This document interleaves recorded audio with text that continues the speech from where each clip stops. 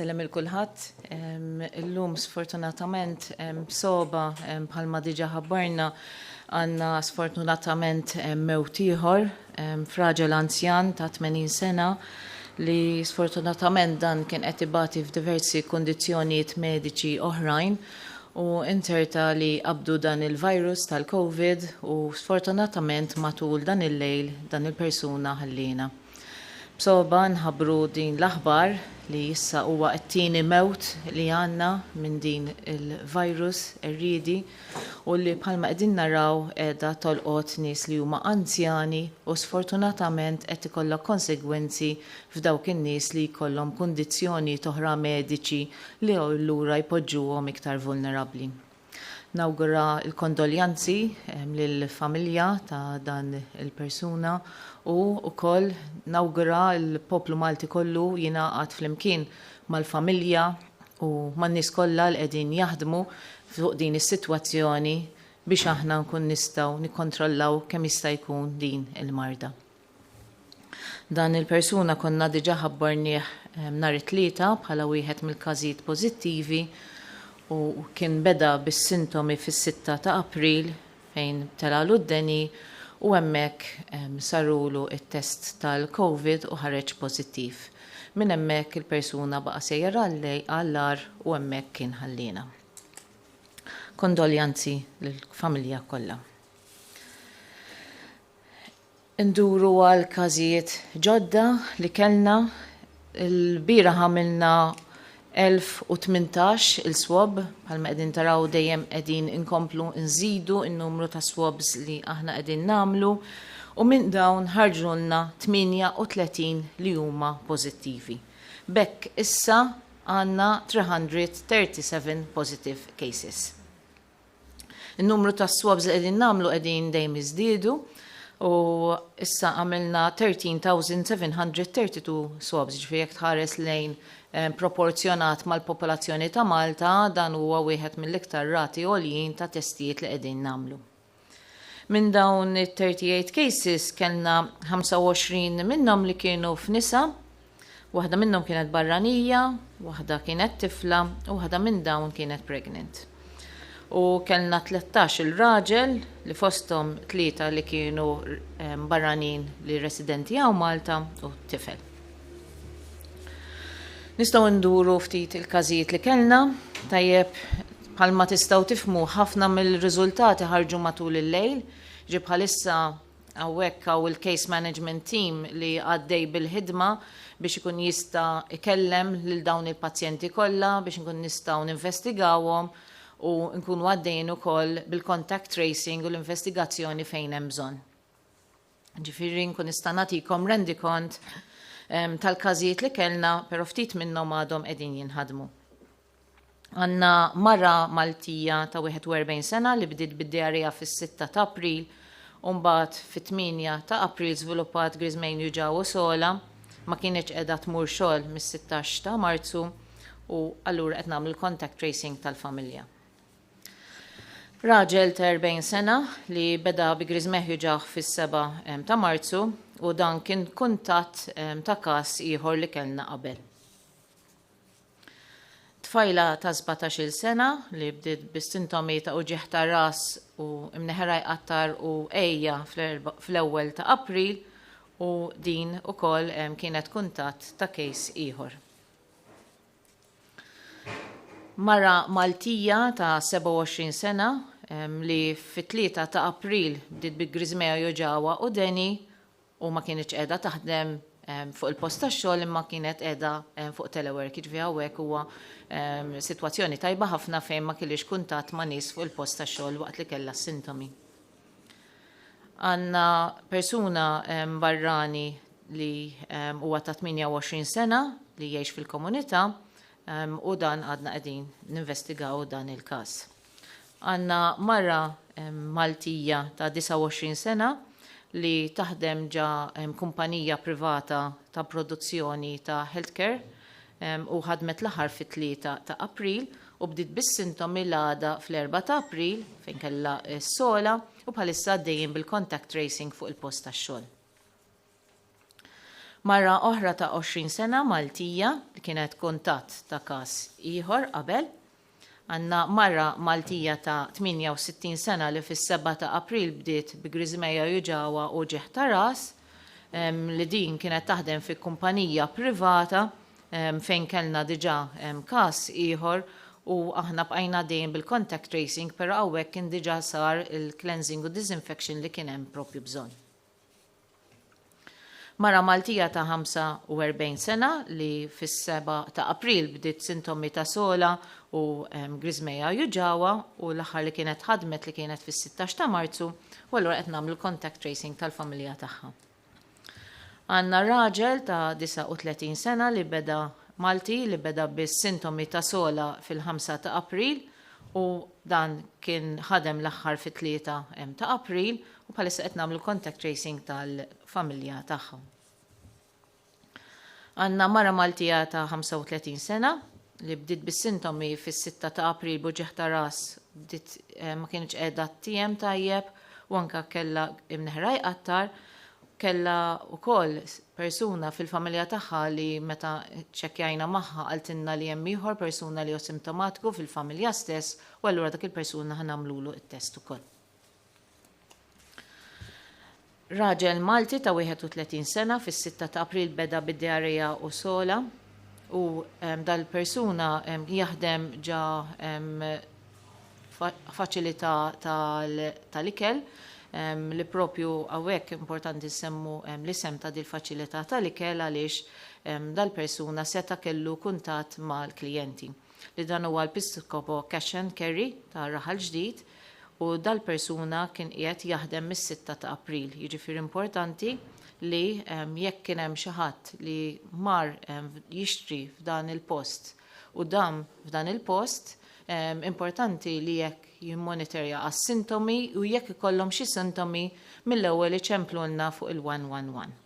Aħna sa dan it-tant qegħdin f'kuntatt għax dan huwa wieħed mill-każijiet li ħarġu pożittivi matul il-lejl, qegħdin f'kuntatt ma' dan l-istabbiliment biex isir il-cleansing li hemm bżonn, però importanti wkoll li jekk in-nies li marru f'dan il-post mis-6 ta' April li law iċemplulna u jgħidulna li kienu f'dan l-istabbiliment. Tajjeb nifhmu li il-persuni li jkunu klijenti ma jkollhomx kuntatt twil ħafna allura ir-riskju huwa minimu. Għandna tifla ta' 4 snin Maltija li fis-7 ta' April kellha diarreja u ħarġet pożittiva. Mara Maltija ta' 39 sena li fis-7 ta' April bdiet bis-sintomi. Din taħdem ukoll fuq il-post tax-xogħol fejn kien hemm kuntatt ta' persuna oħra u hemmhekk aħna għaddejjin bil-komplement tal-contact tracing fuq il-post tax-xogħol. Raġel ta' Malti ta' 19-il sena li fl-ewwel ta' April beda bid-diarreja tuħ ta' nifs u kellhom nieħru jqattar. Dan forsi diġà rajtu wkoll fuq l-aħbarijiet fejn dal-persuna kien jaħdem fil-scan li huwa stabbiliment. U għawek aħna diġa kellna kuntatt ieħor ta' dan il-post u konna diġa ħdimna magħhom biex isir id-disinfection li hemm bżonn, allura hemmhekk aħna nkunu neħejna r-riskju li jkun hemm. Mara Maltija ta' 22 sena li fil-5 ta' April kellha griżmejja juġawa u kellha id-deni ma kienx fuq il-post tax-xogħol u qegħdin nagħmlu l-contact tracing tal-familja. Għanna mara Maltija oħra ta' 68 sena li ma kellix sintomi, però din saret it-testing bħala routine screening u ħarġet pożittiva. Għanna mara ta' 38 sena li kienet ġiet screened qabel ma daħlet biex twellet it-tarbija waqt li kienet pregnant u din ħarġet pożittiva, però ma kellha l-ebda sintomi. Għanna mara Maltija ta' 32 sena li hija healthcare worker u bdiet bis-sintomi fit-8 ta' Marzu ta' April, buġeħ ta' ras u konġestjoni fl-imnieħer u dil-persuna l-aħħar li kienet ħadmet kienet bejn is-6 u s-7 ta' April u allura hemmhekk aħna qegħdin ninvestigaw l-ammont ta' kuntatt li kellha mal-pazjenti u anke ma' kollegi oħra tagħha. Kellna marra Maltija ta' 30 sena li ukoll din hija pregnant u kellha bżonn tidħol l-isptar, għamilnilha routine screening u hemmhekk ħarġet li kienet pożittiva. Allura qegħdin inkomplu nsegwu din il-mara li hija pregnant u qegħdin nagħmlu l-contact tracing tal-familja tagħha wkoll. Mara Maltija ta' 67 sena li fil-5 ta' April kella chest tightness bdiet tħoss isu taffis fis-sider u din kella bżonn ħatidħol għal operazzjoni għal kundizzjoni oħra mhux relatata, ġiet ittestjata u ħarġet pożittiva. Mara Maltija ta' 69 sena li fis-7 ta' April kellu ġieħ ta' ras u imneħħer avgat u hemmhekk ukoll ħarġet pożittiva. Mara ta' 51 sena li din hija carer taħdem ġa Old People's Home u din ma kellix ebda sintomi però ħarġet pożittiva bħala parti mill-screening tal-carers li qed ikollna fil-homes. U allura dil persuna issa ma komplitx taħdem fuq il-post tax-xogħol. Raġel Malti li huwa kellu diversi comorbid conditions ukoll, kondizzjonijiet li huma ta' kondizzjonijiet kroniċi li dal-persuna huwa minn għawdex u dan ippreżenta bis-sintomi u ttieħdulu is-swab u ħareġ pożittiv ukoll. Għandna raġel Malti ta' 32 sena li wkoll ġiet testjat pożittiv li għadna qegħdin ninvestigaw. Barrani ta' 27 sena għadna qegħdin investigaw, mara Maltija ta' 50 sena, persuna barrani ta' 50 sena, mara Maltija ta' 44 sena, mara Maltija oħra ta' 48 sena, raġel Malti ta' 42 sena, mara Maltija ta' 45 sena, raġel Malti ta' 32 sena, raġel barrani ta' 29 sena li jgħixaw Malta u tifel li għadna għadin investigaw kif ukoll mara Maltija ta' 39 sena. Maltija oħra ta' 42 sena u mara Maltija oħra ta' 75 sena. Dawn kollha li semmejt bħalissa huma każijiet li bħalissa għadhom qegħdin jinħadmu biex aħna nkunu nistgħu ninvestigaw il-każijiet u naraw jekk kienx hemm xi korrelazzjoni ma' xi każijiet oħra u x'investigazzjoni rridu nagħmlu aħna kemm jekk kienu qegħdin jaħdmu waqt li kienu simptomatiċi u kif ukoll contact tracing li aħna jkollna bżonn. Bekk dawk kienu ammont sostanzjali l kellna bħalissa li qegħdin investigaw u kollha li jidhru li kienu ta' trasmissjoni lokali. Din hija il-bidu tal-kerv li bħalma qegħdin dejjem ngħidu aħna dejjem tilajn il fuq, in-numru ta' każijiet bil-mod il-mod qegħdin jiżdiedu u huwa importanti li aħna nkomplu għaddejjin b'dan il-containment phase tagħna fejn kull każ bħalma qegħdin taraw hemm ħidma fejn jiġu investigati fid-dettall ħalli aħna nikkontenjaw kemm jista' jkun is-sitwazzjoni tal-każijiet li qiegħed ikollna. Grazzi.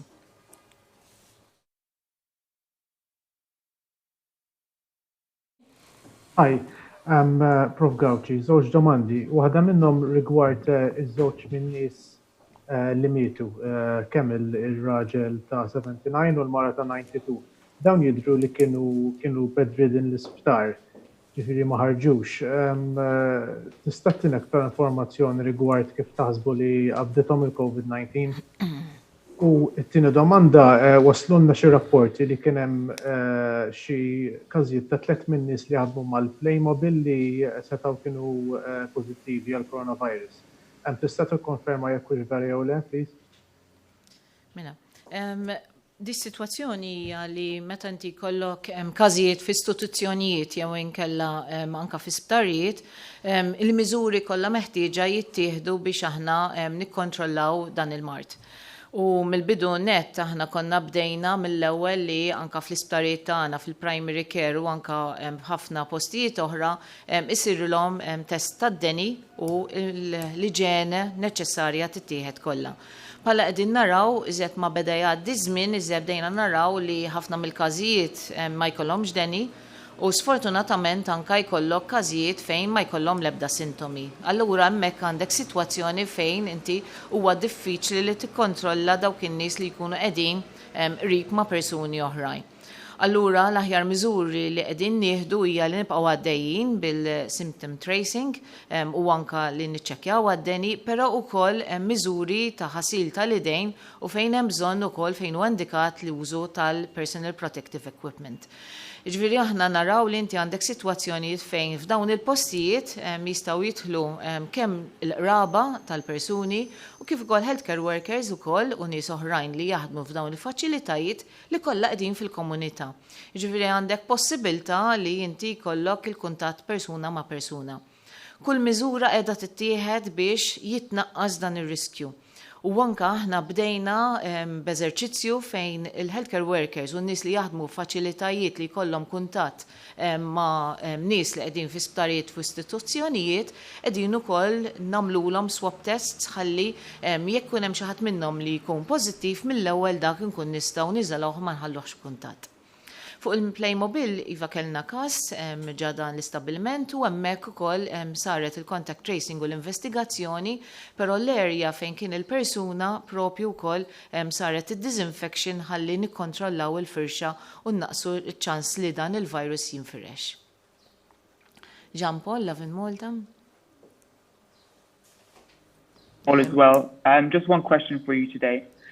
Staff at 2 major supermarkets have now been infected by COVID-19. Obviously, people need to buy food. So what are some of the recommendations in this regard to prevent people from getting infected while shopping? Dan huwa punt importanti ħafna għaliex nafu li n-nies meta ħajmorru jixtru hija l-ikel huwa xi ħaġa li hija essenzjali. L-ewwel nett aħna daħalna diversi miżuri wkoll qegħdin naħdmu wkoll ma' supermarkets fejn kemm jista' jkun qegħdin inżidu l-kapaċità l-għajnunu ma qed jaħdmu ħafna li jista' jkun hemm deliveries ukoll ta' shopping fid-dar. Għandek ukoll grocers żgħar fil-lokalitajiet li anke blajnuna bil-ħidma tal-kunsilli lokali qegħdin ukoll jagħmlu delivery wkoll ta' shopping. Anka hemm dak id-delivery ta' shopping u ta' mediċini li qed joffri propju l-gvern ukoll. Dawn huma kollha servizzi biex innaqsu n-nies li qegħdin imorru jixtru. X'qed jiġri fis-supermarkets bħalma jaraw ħafna nies li jkollhom bżonn imorru, qegħdin naraw li fis-supermarkets in-numru ta' nies li qegħdin jidħlu fis-supermarkets qiegħed ikun ftit kemm jista' ħalli inti dejjem tnaqqas iċ-chances li inti tiltaqa' ma' nies oħrajn. Però barra minn hekk ukoll is-supermarkets għaddejjin b'ħidma fejn inti n-nies li jkollhom hemm ċertu sintomi jiġu kemm jista' jkun identifikati mill-bidunet, dan hija xi ħaġa li hija importanti ħafna. U anka il-ħidma li qiegħda ssir biex ikun hemm disinfection regolari f'dawn is-supermarkets. In-nies li ma jistgħux jagħmlu x-xirja tagħhom online jew inkella ma jistax ikollhom delivery, tajjeb, u jkollhom bżonn imorru fis-supermarkets importanti li nevitaw ħinijiet fejn ikun hemm ħafna nies ħalli kemm jista' jkun ma niltaqgħux ma' nies oħrajn, imma anke meta nieħdu x-xirja d-dar importanti li x-xirja tintmesaħ bil-ilma u s-sapun. Ħalli inti jekk ikun hemm xi possibilità li xi ħadd mess xi prodotti li forsi kellu dawn il-virus, allura hemmhekk tnaqqas ir-riskju li inti taddija lilek innifsek. Fl-aħħar mill-aħħar l-iktar ħaġa importanti hija l-ħasil tal-idejn regolarment. Għaliex jekk inti ħataħsel idejk regolari, hemmhekk tista' tevita li inti missejt xi ħaġa u inti mbagħad trasmittejt dak il-virus lilek innifsek. Trisha, One News. Bonġu, żewġ mistoqsijiet. Il-bira tħabbar li f'Mater Day twaffqu il-visti li sptar għandi mistoqsija jekk dawn il-visti jekk għan-nisa tqal li jitlu biex iweldu hawnhekk dawk il-każijiet il-missier tat-tarbija jitħalla mal-om jew hija l-om biss li tidħol. U mistoqsija l fuq is-sintomi jekk l-ewwel jekk kienx hemm xi sintomi ġodda illi qegħdin tiskopru li dak li jkun qed iħoss irid ixenkela li fl-aħħar ġimgħa trajna li żviluppaw diversi sintomi differenti. U anki dwar il-fatt li qed isibu ħafna nies illi ma jkollhomx sintomi ma qed taqbduhom bir-routine testing fost oħrajn din il-mara tqila li semmejt illum u kien hemm diversi anki fl-aħħar jiem. Jekk din hija xi ħaġa li tistgħu tispjegaw mill-fatt li mhux qed ikollhom sintomi imma u qed ikunu pożittivi u jekk dawn huma bla sintomi pożittivi jistgħu xorta jgħadduhom in-nies oħra? Mela, fuq li twaqqfu il-viżitaturi f'Mater Dei hija miżura li aħna konna qegħdin nippjanawha, però ħassejna li issa huwa l-bżonn li jitwaqqaf għaliex huwa importanti li nafu la darba għandna trasmissjoni lokali fil-komunità, ir-riskju li għandek xi ħadd li jkun qed iġordan il-virus u jgħaddiha lill-pazjenti qiegħed hemmhekk. Allura n-nies li għandna fl-isptar tagħna huma nies li għandhom il-mart, huma nies li huma vulnerabbli, allura kemm jista' jkun irridu nipproteġuhom minn numru ta' nies li jkunu qegħdin jitlu. Iva jekk jkun hemm mara li jatqila li waslet biex twellet lit-tarbija, il-missier ikun jista' jidħol ukoll jakkompanja lil din il-mara. Però dejjem nifhmu li ma jistgħux imorru l-familja imma huwa biss il-missier tat-tarbija li jista' jakkompanja lil-mara. Ħalli kemm jista' jkun innaqsu chances li jkun hemm iktar nies li jkun hemm friskju. Din is-sitwazzjoni ta' li jkollna nies li huma pożittivi u m'għandhom l-ebda sintomi hija fenomenu li bdejna narawh dan l-aħħar. Hija tiġri mhux biss hawn Malta, manka qegħdin narawh barra minn Malta u għalina huwa inkwetanti għaliex hemmhekk ħajkollok nies li jkunu qegħdin jistgħu iferxu dan il-virus avolja huma m'għandhomx sintomi. Nafu mill-evidenza sa' issa li inti kollok iktar tifrix tal-virus meta għandek is-sintomi, speċjalment meta inti għandek il-bidu tas-sintomi bid-deni għatisu sola. Però ċansis li għandek xi ħadd li huwa pożittiv u xorta jgħaddija xorta qiegħed hemmhekk. U huwa għalhekk li aħna daħħalna dawk il-miżuri fil-bidunet li nagħmlu dak il-physical distancing minn persuna għaliex inti ma tafx dak il-persuna li qiegħed ma' ġembek jekk għandux qiegħed iġordan il-virus jew le. U dan huwa xi ħaġa li hija importanti biex aħna nikkontrollaw din il-marda u dejjem innaqsu il-fattur ta' trasmissjoni minn persuna għall-oħra. Christoph Newsbook. Professor Gawci, kellmuna għatta Gawċin inkwetati minħabba situazzjoni fid-Dar Sant'Anna. Tikkonferma li nstabu 3 infermiera u professjonista tas-saħħa ieħor pożittivi fil-ward ta' fejn mietet ir-residenza ta' Dar Sant'Anna qed jittieħdu swabs ta' ħaddiema u ta' residenti l-oħra. Grazzi. Aħna meta jkollna xi każ kwalinkwa post fejn ikun, importanti li aħna nagħmlu risk assessment li huwa tajjeb. F'dan il-post, aħna għamilna l-investigazzjoni tagħna fil-kien mat-tim tal-Godo General Hospital u l-Infection Control ukoll ta' Mater Dei fejn sar assessment fid-dettall ta' dawk in-nies li setgħu kienu esposti u dawn ukoll ikunu ġew tested ħalli naraw jekk dak il-ħin għandhomx il-virus imma anke jibqgħu ġew followed up. Li nagħmlu wkoll aħna naraw min kienu dawk il-staff li setgħu kellhom kuntatt mal-persuna allura setgħu ġew esposti. U hemmhekk aħna nkunu għamilna t-testijiet tagħna wkoll u nkomplu nsegwu dawn il-persuni. Dawk in-nies li setgħu ġew esposti aħna nkunu poġġejnihom f'kwarantina biex dawk in-nies li setgħu kienu esposti allura jkunu għadhom fl-incubation period aħna hemmhekk ma nkomplux nesponuhom għal nies oħrajn li jkunu qegħdin f'din is-sala. Kate, minn Net News. Profs, żewġ mistoqsijiet informati li l-aħħar pazjent li tilef ħajtu ddaħħal Kering Grek bi stroke. Mistoqsija minn fejn ħal virus u għaliex il-pazjent ma ttieħedx l-ITU u jekk il-kuntatt tiegħu kien biss ma' healthcare workers. Fl-isptar Kering Grek il-healthcare workers għandhom l-istess protezzjoni kif għandhom ħaddiema oħra fl-isptarijiet li forsi huma aktar close ta' nies bil-coronavirus u x'in il-qagħda ta' pazjenti oħra fl-isptar Kering Grek fid-dawl ta' dak li smajna sfortunatament dalgħodu. Aħna informati wkoll li il-qagħda tal-pazjenti l-oħrajn f'Kering Grek hija għada li huma m'għandhomx riskju addizzjonali iktar minħabba l-COVID, imma aħna nkunu rajna fejn kien propju dan il-pazjent sa minn meta kien ħareġ li huwa pożittiv biex dawk in-nies bħalma milna f'diversi sitwazzjoni taħra nkunu aħna investigajna propju l-każijiet, nkunu għamilna risk assessment u anka dawk in-nies li kienu esposti nkunu ttestjajnihom u nkunu għamilnilhom it-testijiet li huma meħtieġa. Tajjeb ngħidu wkoll li ħafna minn dawn il-pazjenti sfortunatament ma jkunux qegħdin jimxu, jkunu diġà qegħdin limitati fil-restrizzjoni ta' kif jimxu fil-ward, allura n-numru ta' nies oħra li setgħu ġew esposti jkun ħafna inqas. Julia, Malta Independent. Good afternoon, Professor Gawci. 2 questions. Regarding Scan and Value Supermarket, we've received a number of messages from people who had shopped from these places a few days prior to the employees testing positive. These individuals are a bit concerned. What should these people do? First question. And a question regarding an update on how far you mentioned a number of foreigners who are tested positive. Are any of these foreigners from the Halfar Open Center, please? Thank you. Mela, fuq l-impjegati li jistgħu jkunu pożittivi, nistgħu nifhmu li l-impjegati li jkunu f'istituzzjonijiet huma qegħdin friskju li jistgħu jieħdu l-virus għaliex huma wkoll qegħdin fil-komunità.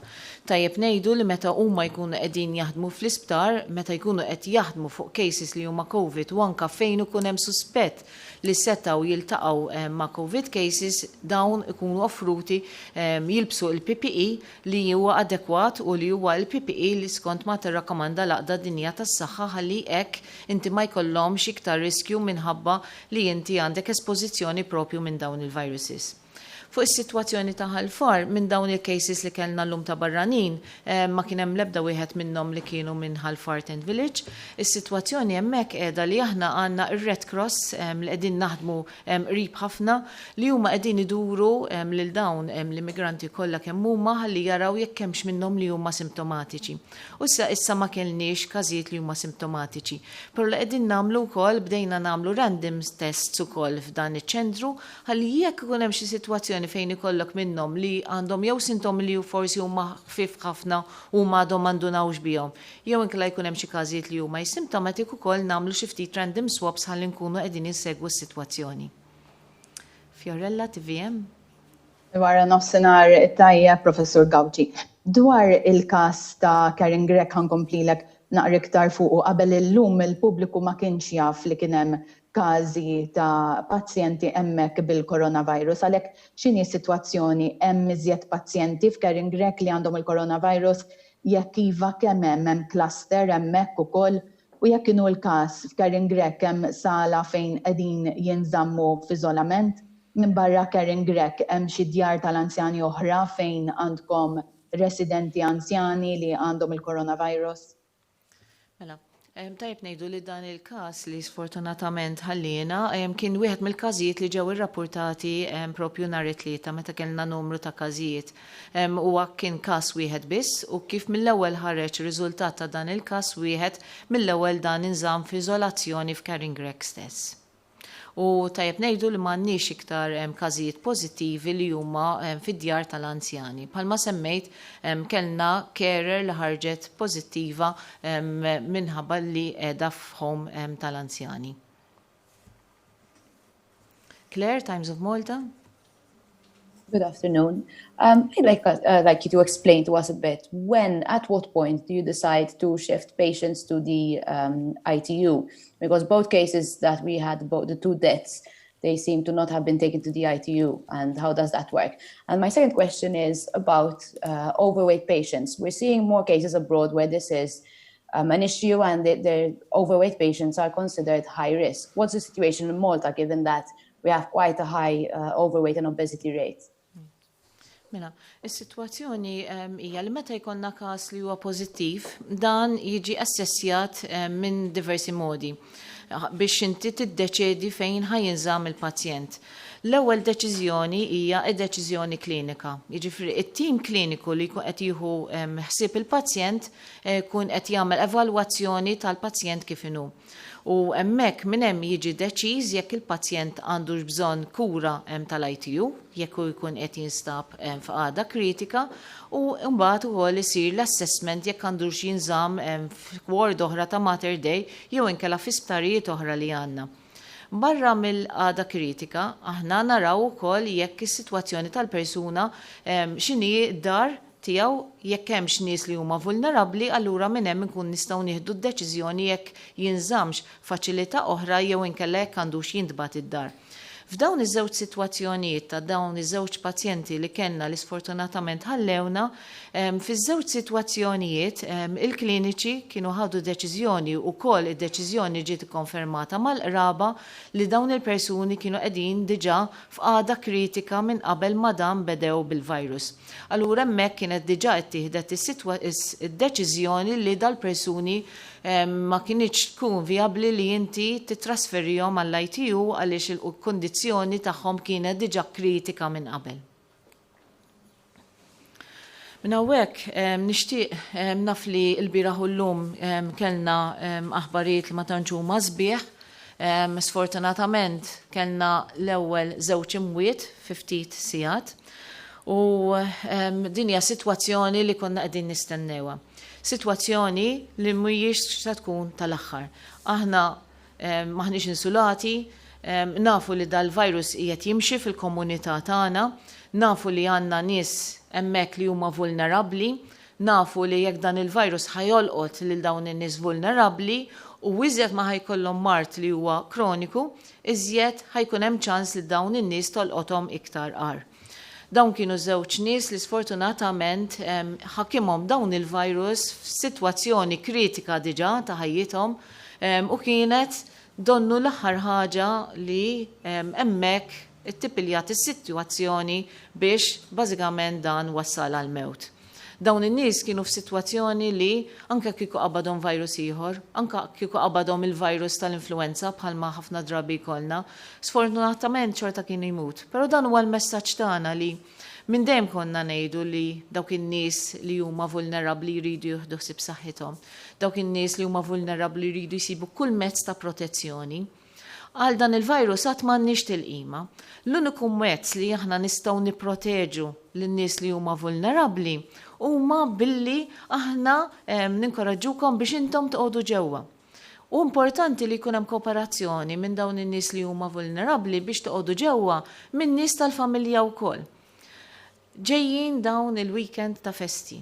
Ejja ma ninġabrux għand xulxin għaliex dik hija riskju. Nifhem li ġej l-ġimgħa l-kbira, ġej lejt, però ingawdu lejt u l-ġimgħa l-kbira kilban bin irrid sena oħra. Din is-sena ma nistgħux niltaqgħu għall-ikla ta' nofsinhar tal-għid. Tajjeb, ejja ngawduha ma' xulxin, jekk hemm mezzi ta' komunikazzjoni li nistgħu nikkomunikaw flimkien minn djar għall-oħra nagħmluha, però jien nipproteġu lin-nies vulnerabbli tagħna għaliex jien hija dieqa ta' qalb kbira li niġi hawnhekk u jkolli nħabbar dawn l-imwiet. Nixtiequ l-kooperazzjoni tagħkom. Grazzi.